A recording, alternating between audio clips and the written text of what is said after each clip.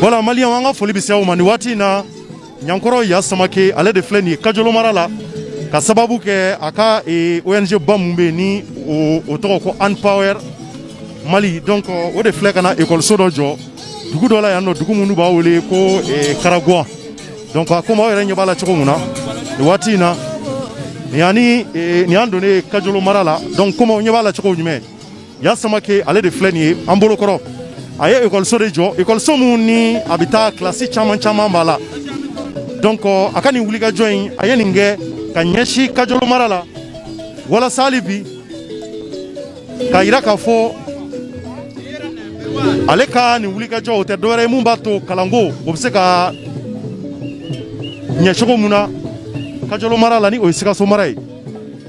Voilà, donc comme aw ɲɛ b'a la dugudenw de nisɔndiyalen filɛ nin ye. Dugu in tɔgɔ de ko Karagua ani Kajolo a tɛ tɛmɛ kilo 20 bɔɲɔgɔnko kan. Nyankoro ya Samake a b'a dɔn a delila ka kɛ an ka Mali ambassadeur ye ka kɔrɔ Inde jamana na. Ale delila ka Mali représenter Inde et puis en même temps encore a delila ka kɛ Welesebugu ni o ye a yɛrɛ bɔyɔrɔ ye. A kɛra maire ye Welesebugu kɔnɔ. Donc nin dugu in a tɔgɔ de ko Karagua a kɛmɛ ka école-so u kɛmɛ ka na école-so belebeleba de kɛ nin dugu in na. Dugudenw de bɔlen filɛ u nisɔndiya bɛ kosɛbɛ ni ka se ka na bɔ ka Nyankoro ya Samake ka se ka na ale kunbɛn nin cogoya in na. Dugu in a kɔnɔkɔnɔ a mɔgɔ bɛɛ nisɔndiya bɛ cɛ fara muso kan, denmisɛnninw ni maakɔrɔbaw ko nin ye hakilila ɲɛnama ye. Nyankoro ya Samake a yɛrɛ ka wulikajɔw la nin t'a siɲɛ fɔlɔ ye ni ka se ka école-so ka se ka o kɛ Mali kɔnɔ. A bɛ nin ɲɔgɔnna caman kɛ sigida caman bɛ yen. A yɛrɛ ka fɔli la a ko k'a ye école-so mun kɛ a bɛ taa fɔ école-so 40 ani dɔɔnin na a ka wulikajɔ ni sanjɛ. Nin dugu in ninnu ni Côte d'Ivoire de ka surun nka a bɛ jate Mali fɛ. Mali dugu dɔ don Kajolo mara don ani Kajolo a tɛ tɛmɛ kilo 20 bɔɲɔgɔnko kan. Kajolo yɛrɛ ye Mali cercle de ye. Donc Kajolo ale bɛ Sikaso kɔnɔ. Nyankoro ya Samake parti politique ma don a ka parti politique o tɔgɔ ko PACP. Donc ale kɔni ale ni ONG dɔ de tɛgɛ bɛ ɲɔgɔn bolo. ONG min tɔgɔ ko Unpower Mali américain ka ONG don. A n'olu de tɛgɛ bɛ ɲɔgɔn bolo. Olu bi fara ka ni ka se ka dɛmɛ ka se ka forage kɛ yɔrɔw la ani école-so ni dɔgɔtɔrɔsow ka se ka olu kɛ yɔrɔw la. Donc comme aw ɲɛ b'a la cogo mun na, donc nin ko de kɛmɛ ya bi nisɔndiya dan Karagua kɔnɔ.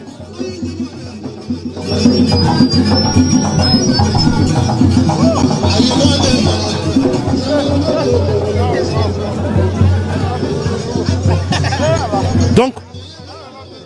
ni an ye Karagua ale bi Kajolo mara la. Ni an ye Karagua ale bi Kajolo mara la. Ni ma fili sɛnɛfɔw ani miyangaw olu de ka ca ni sigida ninnu na kosɛbɛ. Donc a yɛrɛ ɲɛ b'a la Nyankoro ya Samake dugudenw fɛ cogo mun na.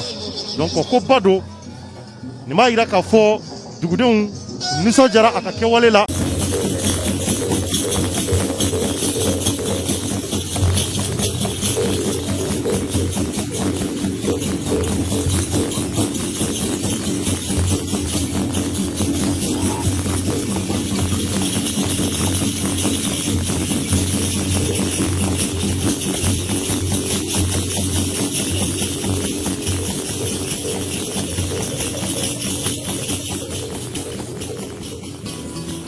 Bonyamasiki kɛlen Karaguankaw fɛ ka ɲɛsin Nyankoro ya Samake ma a n'a ka taamadenw a kɛra nisɔndiya belebeleba ye yɛ bolo. A kunbɛnna cogo mun na kunbɛncogo cɛnin ɲuman na k'a ye k'a fɔ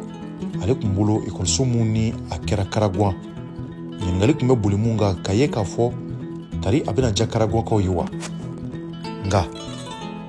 bisimilali a ye fɛn caman yira. A y'a yira k'a fɔ Karaguankaw u kɛmɛ ka wuli k'u jɔ ko in na bolo kɔfɛ fɛn tɛ. Kɛnɛ kɔnɔ nisɔndiya ko tun bɛ yen kosɛbɛ. Maaba caman bɛ yen minnu tun bɛ kɛnɛ kɔnɔ. Laadatigiw dugutigilakaw fo ka taa bila maires la. A yira k'a fɔ kuma caman kɛra kɛnɛ kɔnɔ maabaw fɛ Karaguankaw fɛ nin nisɔndiya ko in na ka ɲɛsin yɛ ka école-so dayɛlɛ ma Karagua dugu kɔnɔ. Karagua an y'o de fɔ kɔrɔfɔ la ni Kajolo a tɛ tɛmɛ kilo 20 bɔɲɔgɔnko kan. Kajolo ale bɛ Sikaso mara la. Mesdames et messieurs, chers invités, je suis fier ce matin de me tenir devant vous. Je suis fier d'annoncer que mon village a pu s'octroyer par ses propres moyens 6 salles de classe dont nous valent la cérémonie de ce matin. La scolarisation des filles n'est plus un défi à relever dans mon village. Nous l'avons dépassé, j'en suis la preuve. Ce constat est rassurant et l'espoir est permis pour nous. La nouvelle génération doit assurer, et le souhait de tous les enfants de notre village, c'est que tous nos fils et petits-fils aillent à l'école. Et nous gagnerons ce pari, Inch'Allah. En la personne de l'imminent Yes Samake, que je remercie au passage, et sa fondation Empower. Excellence, l'association Kadogowele par ma voix vous dit merci. Ame Foli Labani, son excellence Yes Samake. On y a fait eye kunu kini tche bi amba fe ko abarka. Ma bi joro iga tchejando shu koyara yani dugu ka ge abe fe ka tora bala. Ame kenemi kono nye. Ame école so daele kenene kono. Ni meru ka baraketa de. Nga ni on ye demeba soro on yerera. No ye eye Samake ye ko ngen bo on sena. Ambi fo ki wal nyimando ki tando. Ka foko école so mi jora. Yara bi ala ka maire bois kono ala ka conseil de cercle président bois kono ala ka ambassadeur bois kono ala ka ministre bois kono ala ka hal président de la république bois kono ambi foki walimondo ambe bela jelen fo fenfen bora I ka so ka se kenen kaya ambe bela jelen fo ka bela jalo walimondo do ambe kuma en fatola mais président Nabaga Kone kado wele président ambe ka kuma ale togola ya oni membre bela jelen kuma te an dabi ni folite ni nimisi wasate donc ka nyeshi an dɛmɛbaga ma dɛmɛbaga yi join o ye son excellence Yes Samake ye min kan ye an faw bɔra k'a fɔ ye sisan ko don dɔ bɛ yen n'olu y'o sigi o ye kalan kɛ condition min na ka tila ka na ni ye bi donc an bidenw an b'a fɔ ko an kunna jara dɛmɛbaga ye jɔn ye min ye kunnaja lase anw ma bi an ka denmisɛnninw ma o ye Yes Samake n'a ka fondation aw ni ce aw ni baraji ala k'aw sara o ye de ka bɔ ko ka foli lase bɛɛ lajɛlen ma min ye maire ye ani maire Kadilo maire ye ani maire tɔ minnu bɛ kɛnɛ kɔnɔ minnu ye kɛnɛ sɔrɔ président du conseil de cercle min ye kɛnɛ sɔrɔ foli bɛ d'a ma ayiwa mɔgɔ mɔgɔ dugutigi ka kɔrɔgan dugutigi ani a tɔɲɔgɔn minnu ye kɛnɛ sɔrɔ foli bɛ u bɛɛ lajɛlen ye ka foli di président ma PACP président ani a dɛmɛbagaw fo foli bɛ u bɛɛ lajɛlen ye ayiwa ko an nisɔndiyalen bɛ kuma ta kɛnɛ nin kan k'a jira k'a fɔ ala ko tiɲɛ min ye Yes Samake n'a nɔfɛmɔgɔw ye u ye baaraba kɛ an ka kapu kɔnɔ u ye école caman jɔ o la u ye ŋmɛni bɔ anw senkɔrɔ sabu yɔrɔ caman na i b'a sɔrɔ degun bɛ communauté dugumɔgɔw kan yan Karaguwan denmisɛnnin dɔw tun bɛ kalan kɛ magasin dɔ la maternité la ayiwa dugu kɔnɔ fana dugukɔnɔmɔgɔw tun ye magasin dɔ labila école ye ayiwa sisan kalanso 3 min jɔra classe 3 min jɔra denmisɛnninw na fara ɲɔgɔn kan a na kɛ sababu ye u bɛ kalan ɲuman sɔrɔ ayiwa o bɛɛ bɔlen kɔ ka foli di tun Yes Samake n'a nɔfɛmɔgɔw a dɛmɛbagaw bɛɛ lajɛlen ma sabu min ye maîtrise so 3 ye o jɔra o maîtrise so 3 o bɛ kɛ sababu ye maîtres fana u na to yɔrɔ kelen ayiwa na se k'u yɛrɛ di baara ma yaasa kalan ɲuman o ka se ka kɛ nin don ni a bɛnna sibiridonya ma marisi kalo tile 27 san 2021 a yɛrɛ bɔra k'a ye kuma caman kɛra kɛnɛ kɔnɔ a bɛ nisɔndiya yira a bɛ farifoni yira mɔgɔ mɔgɔ bɛ k'o ye kɛnɛ ta kuma ta kɛnɛ in kɔnɔ a yira k'a fɔ a bɛ fɛn mun yira k'a fɔ maa mun bɛ yen ni ale kariyara ni ka se ka na ekɔliso dayɛlɛ ka di duguladen dɔw ma o ye maa ye maa min bɛ k'a hakili bi dugudenw ka ɲɛtaa la nka kalanko o nafa ka bon a la kosɛbɛ ekɔliso dayɛlɛ in a kɛra nisɔndiya ye kuma caman fɔra a kow kɔnɔ ko caman kɛra a kɔnɔ a yira k'a fɔ ye yɛrɛ a yɛrɛ kun wasalen don kosɛbɛ sabula a y'a ye k'a fɔ maa si kun sigilen tɛ dugu kɔnɔ sanafo kun ŋɛmɛ ka wulikajɔ sabati ni ka se ka na u ka laada kow k'o yira yakɔrɔ ya Samake la ka yira la k'a fɔ ni maa ye fɛn kɛ ni ka yira olu la ni maa ye wulikajɔ kɛ ka ɲɛsin olu ka dugu ɲɛtaa ma olu ti tɔ kɔ o la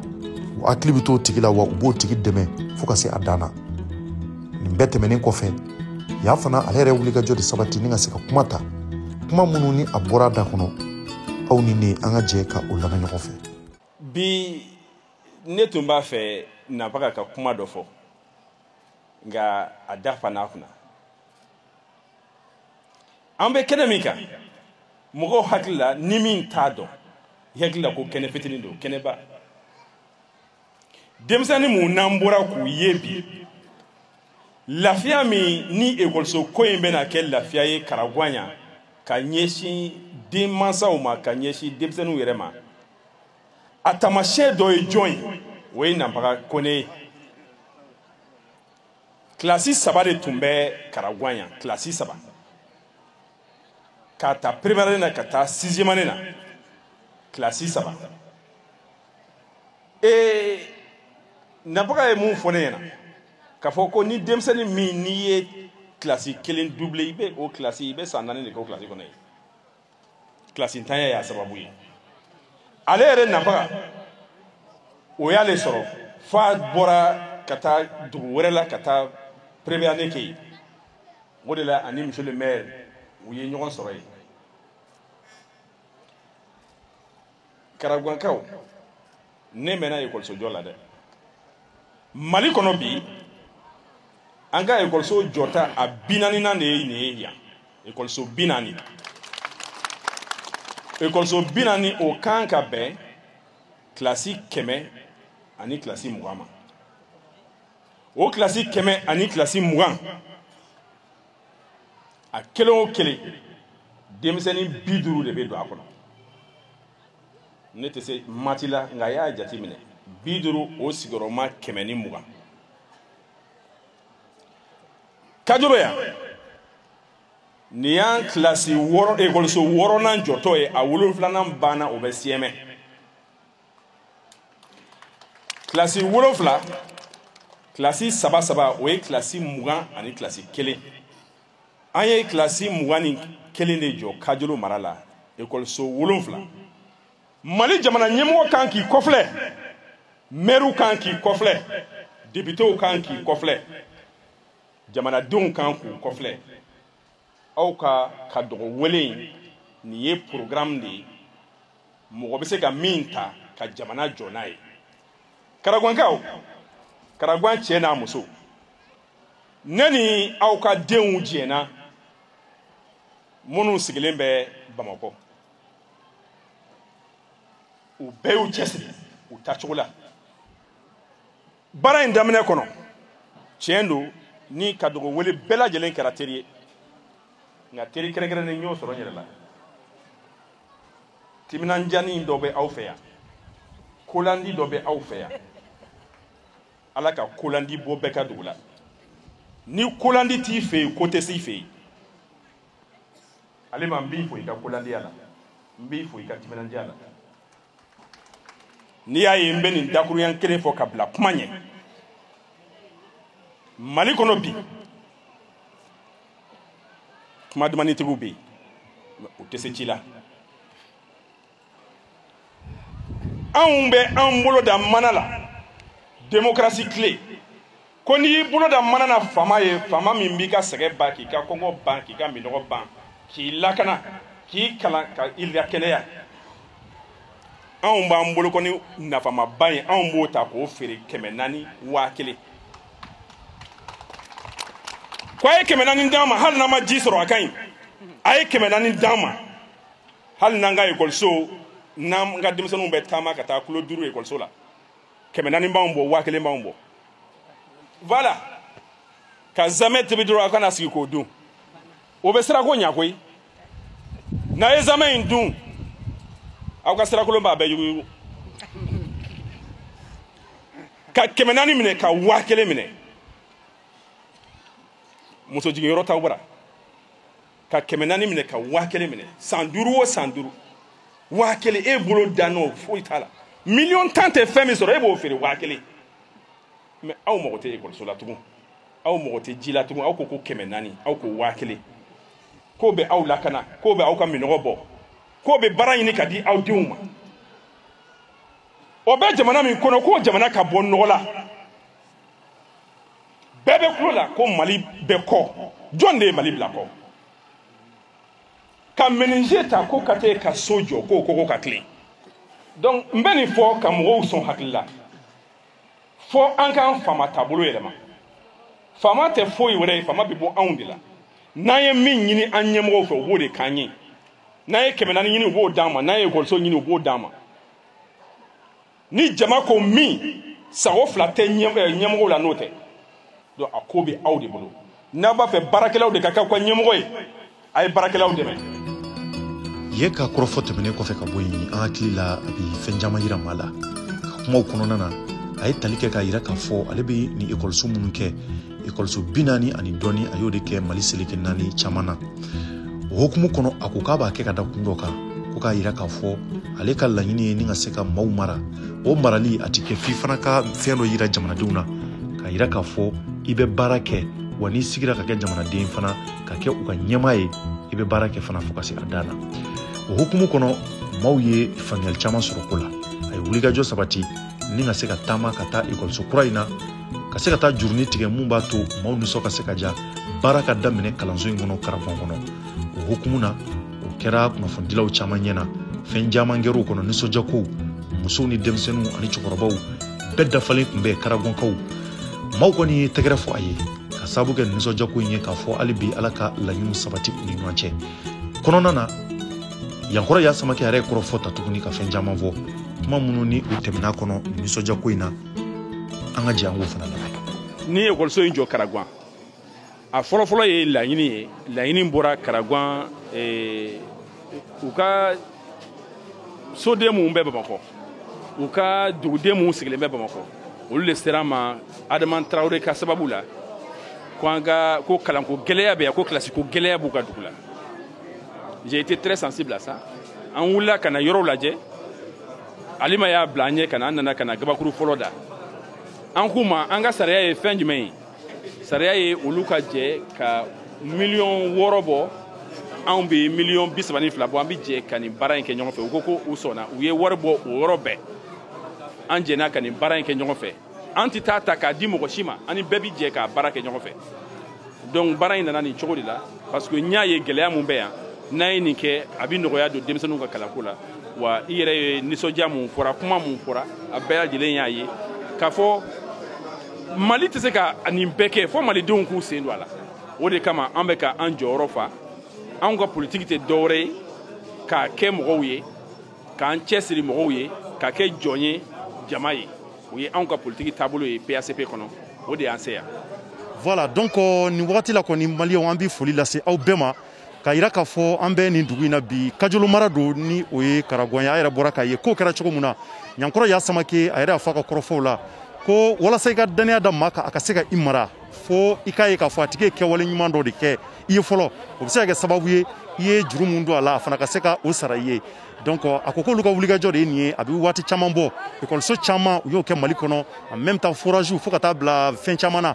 a ka nin fondation ye ni o ye N-Power ye Américains ka fondation don nka ale de bi a jɔyɔrɔ fa ala yan Mali kɔnɔ a k'a ka wulikajɔ a kɔnɔ ekɔliso 40 ani dɔɔni a bɛ t'o la bi ye Karagwankaw ta yɛrɛ ɲɛ b'a la maaw nisɔndiya bɛ cogo min na ninnu ka ekɔliso fɔlɔ u y'a fɔ cogo min na u tun bɛ kilo 3 fo kilo 4 bɔɲɔngo de kɛ ka tagama pour que ka se ka taa walan kɛ yɔrɔ wɛrɛw la mais bi bi in na o ko banna pewu ka sababu kɛ Ɲankɔrɔ Yasamake a ka cɛsiri ye nin ko fasugu ninnu nin ka ɲi jamana kɔnɔ a bɛ kɛ sababu ye mun b'a to an b'a dɔn k'a fɔ maa minnu bɛ jamana in fɛ yan'u ka an mara an b'a dɔn k'a fɔ maa minnu ye baarakɛlaw yan'u ka mara an b'a dɔn k'a fɔ maa minnu bɛ yen ko u ta tɛ da dɔrɔn ye ten u ta ye dusukun de ye yan'u ka kɛwalew kɛ ka ɲɛ nin ko fasugu an bɛ nin ɲini an ka politikimaaw ani an ka faama caman fɛ minnu bɛ yen ko mara ka d'u ye donc bi kɔni an bɛ Karagwan kɔnɔ a yɛrɛ ɲɛ b'a la cogo min na nin nisɔndiyakoba ye an b'a fɔ Yasamake ni o ye Ɲankɔrɔ Ya ye k'a fɔ vraiment a ye nin mun kɛ ala k'a sara a la dugukɔnɔdenw kɔni u bɛ nisɔndiya mɛn sɛnɛfɔw u bɛ nisɔndiya mɛn bi ani wulikajɔ mun kɛra la a yɛrɛ y'a ye a daminɛ fo ka na bila a waati la an b'a fɔ nin ko fasugu ala ka a ɲuman caya an ka jamana kɔnɔ ala ka ekɔlisow caya kalan tɛ jamana mun kɔnɔ ko o jamana tɛ taa ɲɛ ala ka an ka jamana taa ɲɛ kalanko sira la merci à toutes et à tous.